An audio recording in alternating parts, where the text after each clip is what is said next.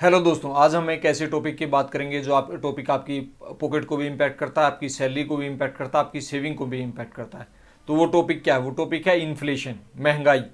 और most of हम क्या करते हैं कि जब भी महंगाई या इन्फ्लेशन का नाम सुनता है तो हम परेशान हो जाते हैं कि इन्फ्लेशन है, ज़्यादा महंगाई है, इस वजह से हमारी सेविंग कम हो रही है या हमारी जो सैलरी बढ़ रही है उसका इम्पैक्ट नहीं आ रहा। बट इन्फ्लेशन भी ज़रूरी है, और वो क्यों ज़रूरी है हमारी डेवलपिंग कंट्रीज़ के लिए तो और भी इम्पोर्टेंट है। वो क्यों है उस सब को हम डीप डाइव करेंगे और उसको समझेंगे। तो इस टॉपिक में आगे बढ़ने से पहले उससे पहले आप हमारे चैनल को सब्सक्राइब कर लीजिए और बेल आइकन ज़रूर दबाइए ताकि आपको ऐसे इन्फॉर्मेटिव वीडियोज़ आगे भी मिलते रहें। तो इन्फ्लेशन है क्या एक्चुअल में? धीरे धीरे टाइम के साथ चीज़ों का, जो भी हम ज़रूरत का सामान है या कोई भी चीज़ है उसका प्राइस बढ़ना, उसको जो बोलते हैं इन्फ्लेशन। जैसे अगर हम एक एग्जांपल लें तो अगर हम 1 लीटर मिल्क अब खरीदते हैं, एग्जांपल में 60 रुपीज़ का है, तो नेक्स्ट ईयर वो मे बी 62 का हो या 63 या 65। तो वो जो प्राइस इंक्रीज हुआ है वो इन्फ्लेशन है, वो 1 ईयर का इन्फ्लेशन है कि इतना प्राइस इंक्रीज हुआ है। इन्फ्लेशन को हम मेज़र कैसे कर सकते हैं? तो इन्फ्लेशन को मेज़र करने के लिए गवर्नमेंट ऑफ इंडिया ने 2 तरीके बनाए हुए हैं, एक सीपीआई कंज्यूमर प्राइस इंडेक्स और एक है डब्ल्यूपीआई होलसेल प्राइस इंडेक्स। तो ये दोनों में अलग अलग चीज़ें ली हुई है। उन चीज़ों का पिछले साल के कंपैरिजन में क्या प्राइस बढ़ा, तो वो उसको ये मेज़र करते हैं। ये आप चाहते हैं कि मैं सीपीआई और डब्ल्यूपीआई पे और बड़ा डिटेल में वीडियो बनाऊं तो आप मुझे कमेंट में करके बता सकते हैं, ताकि जो है आपको इसमें डिटेल में पता चले कि क्या क्या हम इंग्रेडिएंट्स या क्या क्या पार्ट्स लेते हैं, क्या क्या चीज़ें सीपीआई में आती हैं और क्या क्या डब्ल्यूपीआई में आती हैं, जो महंगाई को पता, जिनसे हमें पता चलता है कितनी महंगाई बढ़ी। तो इन्हीं से गवर्नमेंट जो है परसेंटेज में निकालती है कि लास्ट ईयर के कंपैरिजन में इस साल जो है महंगाई बढ़ी है तो कितनी बढ़ी है, सीपीआई कितना बढ़ा है और डब्ल्यूपीआई कितना बढ़ा है। तो इन्फ्लेशन क्यों बढ़ता है, इन्फ्लेशन की क्या रीज़न है? तो सबसे पहले है कि डिमांड बढ़ना। कोई भी चीज़ है जिसका प्राइस, मतलब जिसकी डिमांड बढ़ रही है, सप्लाई ज़्यादा बढ़ी नहीं है, तो उसका प्राइस अपने आप बढ़ जाएगा। दूसरा क्या होता है? प्रोडक्शन कॉस्ट बढ़ना।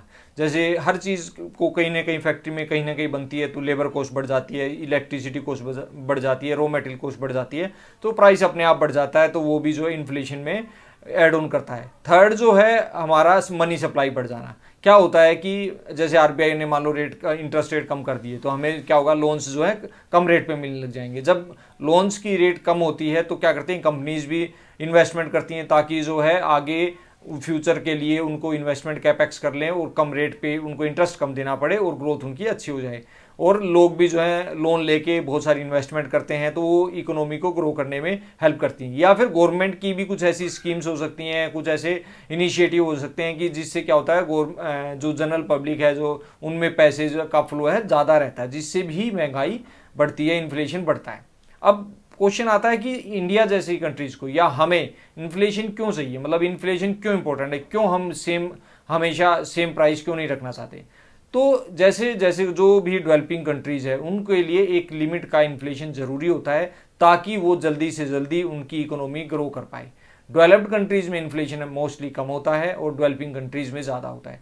तो हमें क्यों ज़रूरी है इस पे बात करते हैं। एक फर्स्ट जो पॉइंट है वो है इकोनॉमिक ग्रोथ के लिए।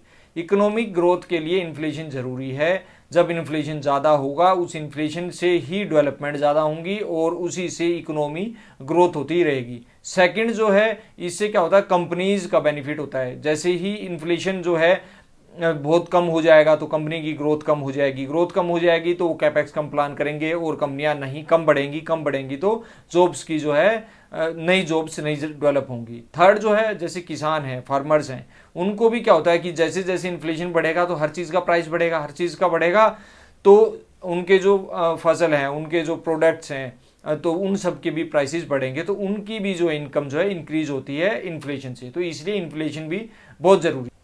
बट ज़्यादा इन्फ्लेशन हो तो वो हमारे इकोनॉमी के लिए या किसी भी देश के लिए ख़राब क्यों है? देखो, अगर ज़्यादा इन्फ्लेशन होगा तो लोगों की परचेजिंग पावर कम हो जाएगी। सेम वैल्यू से आप बहुत कम चीज़ें खरीद पाओगे तो उनकी परचेजिंग पावर कम हो जाएगी। दूसरा, लोगों ने जहाँ भी सेविंग कर रखी है उनकी वैल्यू, उस सेव्ड वैल्यू का जो अमाउंट है उसकी वैल्यू अपने आप ही उसकी भी वैल्यू कम हो जाएगी।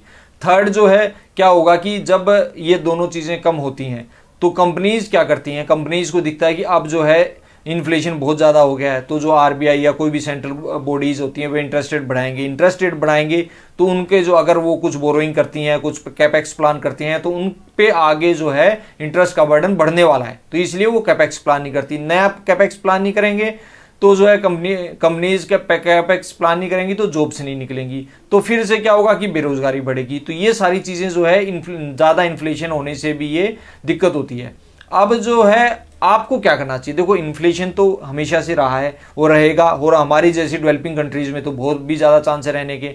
तो हम क्या कर सकते हैं, हमें ये देखना है कि जो हमारी सैलरी है वो सैलरी में जो इंक्रीमेंटल इंक्रीज हो रहा है, हर साल हो रहा है या 6 महीने में हो रहा है या 2 साल में हो रहा है, तो वो क्या वो इन्फ्लेशन को बीट कर रहा है। तो एटलीस्ट ये तो फर्स्ट है ही कि आपकी सैलरी में इंक्रीज हो रहा है वो इंक्रीज इन्फ्लेशन को बीट करना चाहिए। सेकंड, जहां भी आप सेविंग कर रहे हो या आपने कुछ सेविंग करके इन्वेस्टमेंट कर रखी है, सेविंग इन्वेस्टमेंट जो भी कर रहे हो आप, वो ऐसे इंस्ट्रूमेंट में करो जो इन्फ्लेशन को बीट करते हो, जैसे म्यूचुअल फंड हुए, जैसे स्टॉक मार्केट हुई, स्टॉक मार्केट एसआईपी हुई, बहुत सारे एसेट हैं, रियल एस्टेट है, गोल्ड है, बहुत सारे एसेट हैं जो लॉन्ग टर्म में जो है इन्फ्लेशन को बीट करते हैं, तो इन एसेट में डालो। तो इस तरह की चीज़ों में आपको इन्वेस्ट करना पड़ेगा। जैसे एफडी में अगर आप इन्वेस्ट कर दिया आपने, या फिर आपने अकाउंट में डाल के पैसे छोड़े हुए हैं, तो उनकी वैल्यू कम होती रहेगी, इन्फ्लेशन होगा तो आपको उसका बड़ा ध्यान रखना है। एफडी जो है मोस्ट ऑफ द टाइम जो है इन्फ्लेशन को बीट नहीं कर पाती, और आपकी जो सेविंग है उनकी वैल्यू धीरे धीरे कम होती जाती है, बढ़ने की बजाय।